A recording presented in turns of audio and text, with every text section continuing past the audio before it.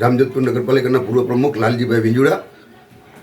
મેં હાલની તકે જ હમણાં જ આમ આદમી પાર્ટીમાંથી મેં ઉમેદવારી નોંધાવી છે, જેથી ભાજપના જિલ્લા પ્રમુખે મને સસ્પેન્ડ કર્યો છે।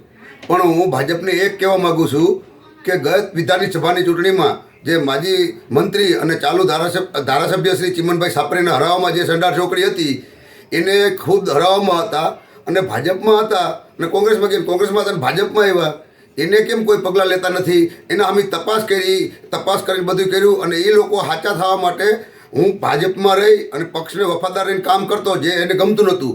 અને હાલની તકે જે ઉમેદવારો ગોઈતા છે એ બધા નવાણિયા કે જેથી કરીને એનું શાસન હાલે। અમુક કહેવાતા ચંડાર ચોકડી જે ભાજપમાં રહી અને પાર્ટીની ખોર ખોદી નાખી છે એવા લોકો મીઠું બોલી અને પાર્ટીને તથા જામનગર જિલ્લા ભાજપના મોવડી મંડળને અને પ્રદેશના મોવડી મંડળને ગેરમાર્ગે દોરી અને અવારનવાર આવે ખોટી રજૂઆતો કરી અને માજી મંત્રીશ્રીને હરવામાં પોતે જતા એવા અટાણે મીઠા બોલી અને પાર્ટીને નુકસાન કરી રહ્યા છે।